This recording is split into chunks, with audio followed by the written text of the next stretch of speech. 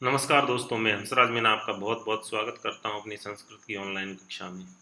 दोस्तों, अपन पढ़ रहे थे क्लास 6 का वर्णमाला तथा वर्ण विचार के बारे में, जो कि एक व्याकरण का पार्ट है। इसमें अपन ने स्वरों की चर्चा की थी। स्वर, मूल स्वर कितने होते हैं, संधि स्वर कितने होते हैं और कौन कौन से होते हैं और किससे बनते हैं, इन चीज़ों की चर्चा की अपन ने। कितने थे स्वर? 2, 4, 6, 8, 10, 12 और एक लृ। टोटल कितने हुए?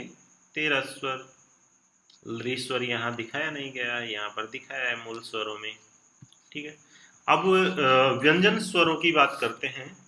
व्यंजन स्वर कौन कौन से होते हैं, उन्हें क्या क्या नाम दिया गया है, इन सारी बातों के बारे में अपन चर्चा करेंगे। तो व्यंजन स्वर है कवर्ग। कवर्ग का मतलब क से लेकर ग तक के सारे वर्ण, 5 वर्ण, क, ख, ग, घ और ङ। इसी प्रकार च वर्ग, च वर्ग की सारे च, छ, ज, झ, य। उसी प्रकार ट वर्ग, ट, ठ, ड, ढ, ण। त वर्ग, त, थ, द, ध, न। उसी प्रकार प वर्ग, प, ह, ब, भ, म। इस प्रकार से। अब कुछ अंतस्थ वर्ण भी होते हैं और कुछ ऊष्म वर्ण भी होते हैं। अंतस्थ का मतलब जिसमें ऊष्मा बाहर नहीं रहे, अंदर ही रहे। और ऊष्म वर्ण का मतलब जिससे ऊष्मा बाहर की तरफ निकले।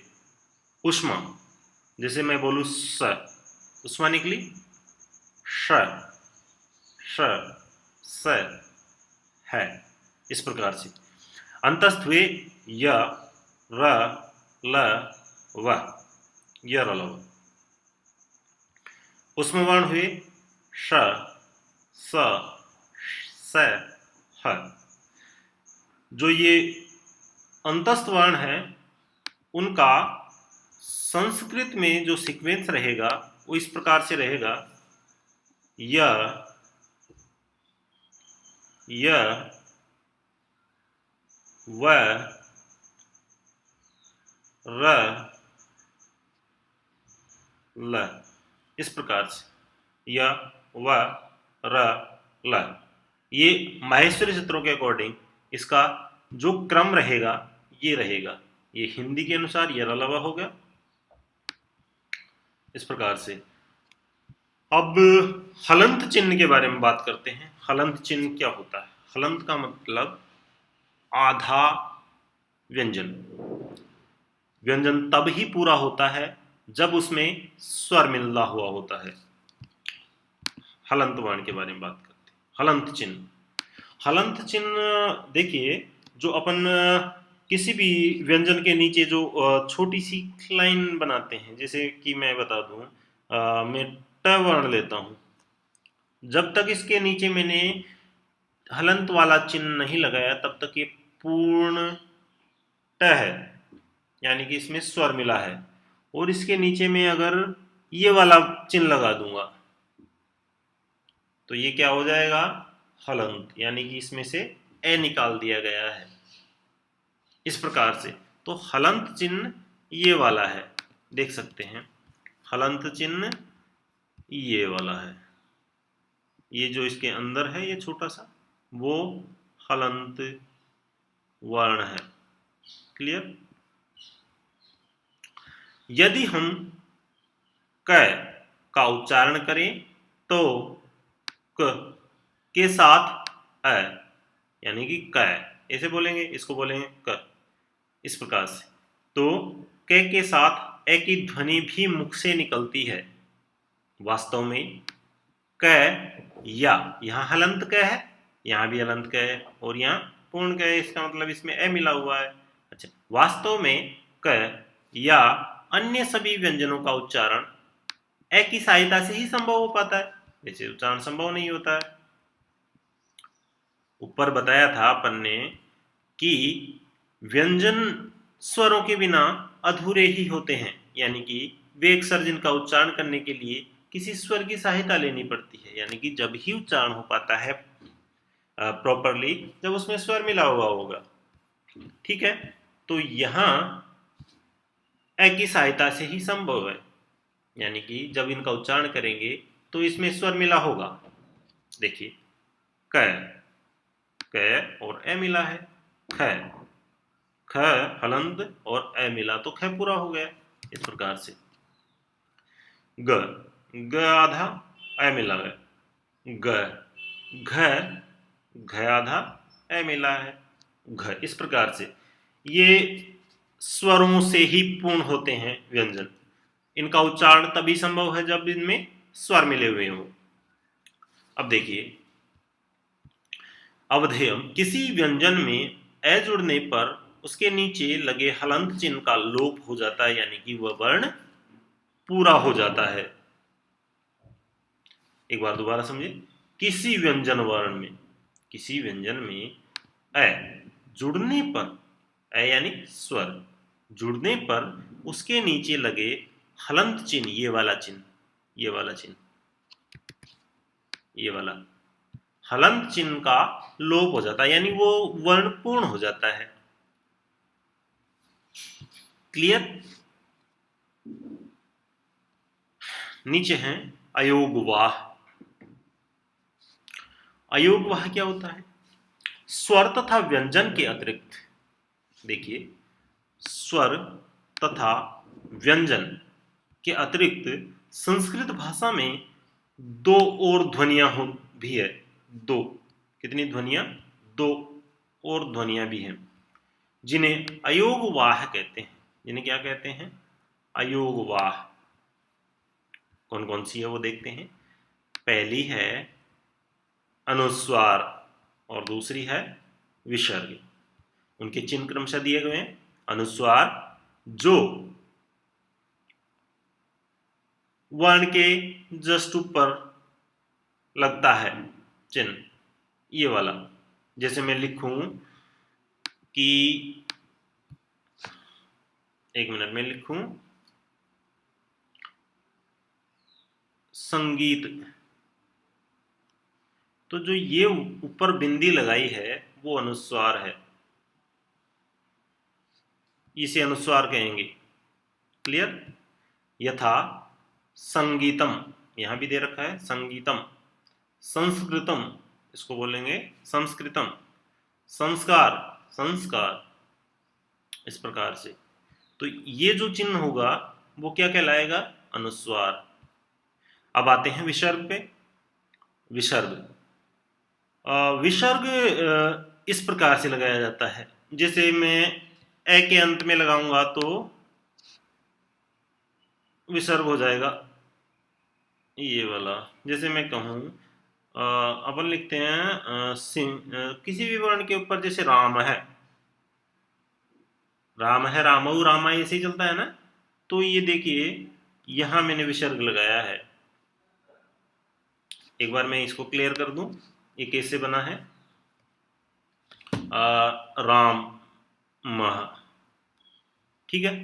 अब देखिए इसको मैं क्लेरिफाई करता हूं। इसको मैं पहले तो इसका वर्ण विच्छेदन करता हूं। अपन ने पढ़ा वर्ण विच्छेदन, उसी प्रकार र आ, ये क्या हो गया? रा। सही है।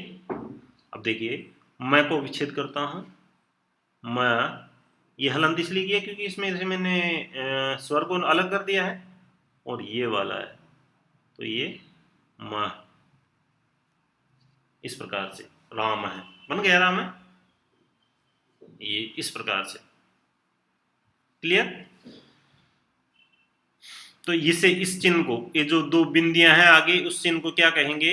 विसर्ग कहेंगे। क्लियर? आगे देखिए अनुस्वार तथा विसर्ग, ये दोनों ध्वनियां केवल स्वरों के साथ ही प्रयोग में लाई जाती है। किसके साथ में? स्वरों के साथ में। अभी बताया मैंने। अच्छा, इसको अलग करके बताता हूं मैं। इसमें आपको कंफ्यूजन होगा कि ये ऊपर कैसे आया। मैं बता देता हूं। इसी को संगीतम को ही मैं वर्ण विच्छेद कर देता हूं। One minute. ओके, इसका वर्ण संगीतम का मैं वर्ण विच्छेदन कर देता हूँ, ठीक है। संगीतम, देखो इसका वर्ण विच्छेद करूंगा मैं। अभी इसको स को अलग करूंगा, स में ए है और बिंदी है, इस प्रकार से। फिर है ग और बड़ा ई, फिर है त और अ, और फिर है म, जो कि हलंत है ऑलरेडी, तो इसमें स्वर है ही, तो इस प्रकार से संगीतम बनेगा। ये स और ए को मिलाए सम हो गया, इस प्रकार से। ये ऊपर बिंदी लगा दी मैंने, और इनको मिलाया तो ये हो गया गी सम गी तम। त इसको हलंत किया नहीं था, त और ए मिलेगा तो त हो जाएगा ये वाला, और मैं, संगीतम बन गया। ऊपर से से उठा लो, इसको मिलाओ उसमें, समगी त मैं, इस प्रकार से। सम से को उठाओ, गी को उठाओ, तय को उठाओ और मैं को उठाओ, संगीतम हो गया। क्लियर? ओके। हाँ, तो दो ध्वनियां केवल स्वरों के साथ ही प्रयोग में लाई जाती है, तो ए के साथ में हुई नहीं इसका भी प्रयोग। हाँ, फिर है अनुस्वार नासिक, यानी नाक से निकलने वाली ध्वनि। अनुस्वार नाक से निकलती है इसकी ध्वनि, अनुस्वार नासिका अनुस्वार से। एक सूत्र है, जब उच्चारण स्थान पढ़ेंगे अपन अगली क्लास के अंदर, तब अपन को समझ में आएगा कि ये उच्चारण स्थान क्या होते हैं, उनके बारे में कुछ कुछ चर्चा अपन करते रहेंगे बीच बीच में। उच्चारण स्थान की महत्वपूर्णता बहुत ही ज्यादा होती है संस्कृत व्याकरण के अंतर्गत। विसर्ग का उच्चारण है की भांति होता है, जैसे ये इसको बोलूं मैं रोहितः, इस प्रकार से रोहितः, इस प्रकार से की भांति होता है।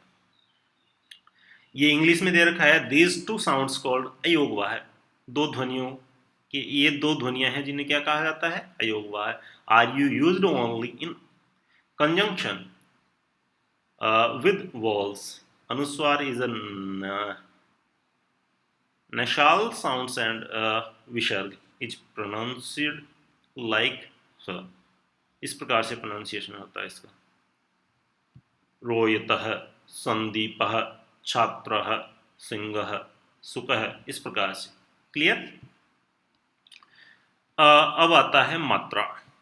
अच्छा, मात्रा क्या होती है? अच्छा, जब कोई स्वर व्यंजन में जोड़ा जाता है। अच्छा, मैंने यहाँ पर कौन कौन से स्वर जोड़े थे अभी? ग में ई जोड़ा तो गी बना, तो स्वर हो गया ई। हाँ, ठीक है। जब कोई स्वर व्यंजन में जोड़ा जाता है तो मात्रा के रूप में दर्शाया जाता है।